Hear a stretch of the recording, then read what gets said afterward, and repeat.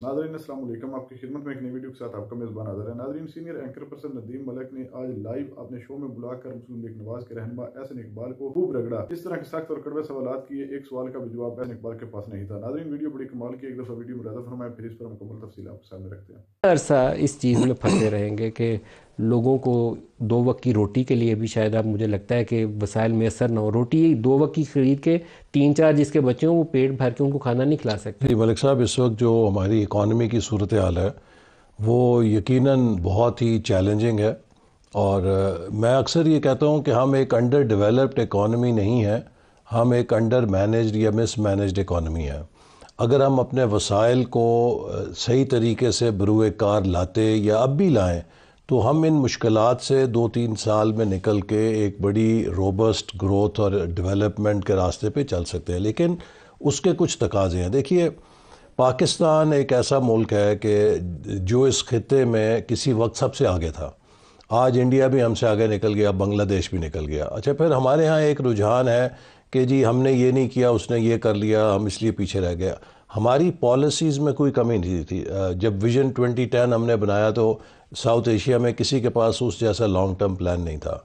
हमने जब विजन 2025 बनाया उस वक्त भी साउथ एशिया अमल में नहीं किया किसी, हमारा अलमिया है हमारी पॉलिटिकल इंस्टेबिलिटी। देखिए, जो हमारा प्लानिंग कमीशन है, जो हमारा प्लानिंग का स्ट्रक्चर है, इसकी डीटो कॉपी बांग्लादेश के अंदर है। कॉमा फुल स्टॉप का भी फ़र्क नहीं है। बांग्लादेश ट्रांसपेरेंसी इंटरनेशनल में करप्शन में हमसे बहुत आगे था, लेकिन हमसे पीछे निकल गया। किस चीज़ ने फ़र्क डाला? हसीना वाजिद के 15 सालों में इकनॉमिक पॉलिसीज़ की कॉन्टीन्यूटी ने। हमारे यहाँ हम बार बार रिवर्सल्स करके उन पॉलिसीज़ को डिसबैंड करते हैं। उससे जहाँ एक नुकसान तो ये होता है कि उसके तमाम फ़ायदे ख़त्म हो जाते हैं। सबसे बड़ा उससे नुकसान ये होता है कि आपकी जो ट्रस्ट है मार्केट्स का, जो कॉन्फिडेंस है, वो शैटर हो जाता है। सर, बांग्लादेश ने एक चीज़ जो हमसे फ़र्क की है ना, बांग्लादेश में जनरल अरशाद के बाद किसी ने हुकूमत को उल्टा के, जी हाँ, हमारे यहाँ ये जो तजर्बात हमारी इस्टेब्लिशमेंट करती है उन्हें रोकना पड़ेगा अपना हाथ। ये जो एक वो हैंड पिक्ड बंदे को बिठाने का शौक़ है ना कि पाकिस्तान इससे ठीक होगा, नहीं हो सकता ऐसे ठीक। हमें ये बात समझनी पड़ेगी। आप जापान ले लें, कोरिया ले लें, मलेशिया ले लें, सिंगापुर ले लें, चाइना ले लें, वियतनाम ले लें, इंडिया, बांग्लादेश, टर्की, हर वो मुल्क जो सेकेंड वर्ल्ड वॉर के बाद कामयाब हुआ है उसमें कम से कम 10-10 साल के सियासी तसलसल के रजीम्स के टेन्योर्स हैं। ये नेसेसरी कंडीशन है बट सफिशेंट नहीं है, क्योंकि वैसे तो हुस्नी मुबारक भी 40 साल रहा, अनवार सादात भी रहा, इजिप्ट तो नहीं ठीक हुआ। एक सबसे पहली आपकी शर्त है कि स्टेबिलिटी और कॉन्टीन्यूटी हो। दूसरा ये कि आपके पास राइट पॉलिसीज़ भी हों। अगर आपके पास इकनॉमिक पॉलिसीज़ ठीक नहीं होंगी तो वो स्टेबिलिटी भी काम नहीं करेगी। तो आज हम जिस जगह खड़े हैं, मैं देखिए आपको एक छोटी सी मिसाल, मैं बार बार ये दोहराता हूँ कि हमें तारीख़ का बोझ अपने कांधों पे महसूस करना चाहिए। आज से 24 साल के बाद इस खित्ते में हम और हिंदुस्तान आज़ादी की 100 साल मनाएंगे। आज अगर हम इस वक्त से इंश्योर करें कि अगले 24 साल 5% की एवरेज ग्रोथ रखेंगे तो हमारी जीडीपी तकरीबन $1200 होगी। आज अगर हम ये तहैया करें कि हम 7% पे जाएंगे तो तकरीबन वो 2000 होगी। और आज अगर हम ये तहैया करें कि हम 9% से, जो कि एक बहुत गैर मामूली ग्रोथ होगी, तो हम $3000 फीकस एक मईशत बन सकेंगे। आप मुझे बताइए कि कोई दुनिया में ऐसी बात तो नहीं ना, सॉरी 3 ट्रिलियन इकॉनमी बन सकेंगे 3000 की। लेकिन मेरा मकसद है कि ये वो हमारे सामने सवाल हैं कि आज हमारा रिस्पॉन्स ये डिसाइड करेगा कि हम क्या बनेंगे। सर, इसमें एक चीज़ जो मिसिंग है जिसको हमारे सियासतदान शायद उतना ओपनली डिस्कस नहीं कर सकते। 1990 में 90-92 पैसे का, हमारे 90-92 पैसे और इंडिया का $1 मिला करता था। मनमोहन सिंह अपना गोल्ड एयरलिफ्ट करके न्यूयॉर्क लेकर गया था। उन्होंने एक पॉलिसी बनाई और उसके ऊपर चले। हमारे यहाँ ये जो तजर्बा है ना कि वो लाएंगे, मोइन कुरैशी बिठाएंगे, इकॉनमी चल पड़ेगी, ये चोर डाकू बना के इकॉनमी ठीक हो जाएगी, अब हमने उसको हफीज़ शेख को ला के बिठाएंगे, वो पाकिस्तान ठीक कर देगा, ये नहीं हो सकता। इसको समझना पड़ेगा। हमने तोड़ के सीपैक एक हमारे लिए विंडफॉल आया था, अल्लाह की तरफ से रहमत का एक ज़रिया बना था, हमने उसको तबाह कर दिया। हमारे पास पैसे वापस लुटाने को नहीं है, अब बैलेंस ऑफ पेमेंट में हम फंस गए। 50 ارب ڈالر کسی غریب ملک میں آیا, اس کی کایا پلٹ ہو جاتی ہے, ہم پھنس گئے, کیونکہ لڑائی یہ شروع ہو گئی کہ بندہ اوپر میرا بیٹھے گا کہ انہوں کا بیٹھے گا. یہ ہم نہیں سدھر سکتے سر جب تک اس ڈائلاگ کی ضرورت ہے, ایک سول ملٹری ڈائلاگ کی ضرورت ہے. میرا خیال ہے کہ اب یہ ریئلائزیشن ہے, جس طرح کہ اب SIFC کا ایک فورم ہے, اس کا مقصد بنیادی طور پہ جو میں سمجھا وہ یہی ہے کہ جو ایک ڈائیکاٹمی تھی ہمارے ہاں کہ ایک رسہ کشی ہو یا ایک مسٹرسٹ ہو, کہ ایک ٹیبل پہ بیٹھ کے اگر اکنامک فیصلوں میں سب کی اونرشپ ہوگی, ایک ہول آف گورنمنٹ اگر آ جائے گی, تو شاید ہمیں مستقبل میں اس قسم کے ریورسل سے نجات مل جائے. میری آپ کو امید ہے. یہ نہیں لگتا کہ ڈائریکٹلی انہوں نے اونرشپ اس لیے لی ہے کہ وہ سوچتے ہیں کہ آپ ڈیزرو نہیں کرتے اور یا آپ میں کیپیبلٹی نہیں ہے, اس لیے یہ کام ہم دیکھیے, میں سمجھتا ہوں کہ 2013 اور 18 پاکستان کی تاریخ کا ریکارڈ ڈیولپمنٹ کا پیریڈ ہے.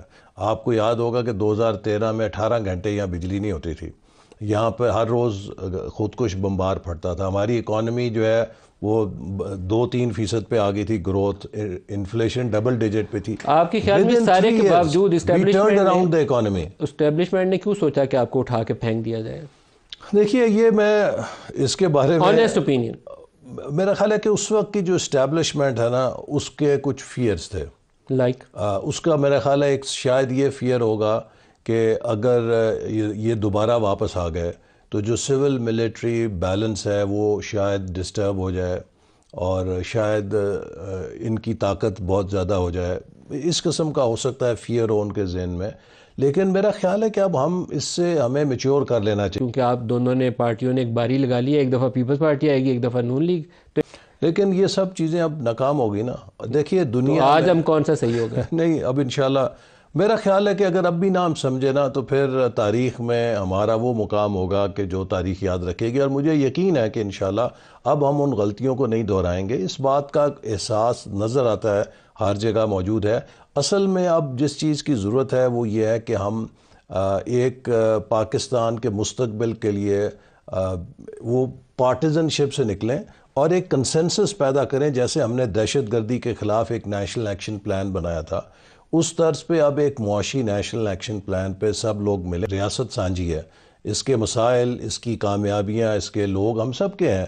اگر خدا نہ خواستہ مسائل, مہنگائی ملک میں بڑھتی ہے تو یہ نہیں کہ اس سے PTI کا ووٹر متاثر ہوگا اور مسلم لیگ نون کا ووٹر نہیں ہوگا, یا اگر ملک میں بے روزگاری پیدا ہوتی ہے تو ایک پارٹی کو لیے ہوگی, دوسرے کے لیے نہیں ہوگی. اگر کوئی پازیٹیوٹی جنریٹ ہوئی ہوگی تو پھر اس وارنٹ نے اس کو نیوٹرلائز کر دیا. یہ میرا خیال ہے کہ عدالتی کوئی ایک عمل ہوگا. کئی دفعہ ہوتا ہے کہ آپ اگر پیروی نہ کریں کسی کیس کی, وہاں پہ پیش نہ ہوں, تو عدالتیں اس قسم کے وارنٹ نکال دیتی ہیں. میں امید کرتا ہوں کہ اس وقت کوئی ایسا ڈسرپشن نہیں ہونی چاہیے کہ جس سے سیاسی محاذرائی اور اس میں طول پڑے. ناظرین, آپ نے ویڈیو ملاحظہ فرمائی ہے. ناظرین, مسلم لیگ نواز کے جتنے بھی رہنما ہیں, کتنے بھی شرمی کے ساتھ یہ لوگ جھوٹ بولتے ہیں. ہمیشہ 2013 اور 18 کی بات کرتے ہیں. 2013 سے پہلے کون سی دودھ اور شہد کی نہریں بہتی تھی, اور ابھی جو آپ نے چوری شدہ مینڈیٹ کے ذریعے یہ گورنمنٹ بنا لی ہے, اب اس ملک میں کون سا وہ خزانہ نکل آئے گا جس سے یہ ملک ترقی کرے گا.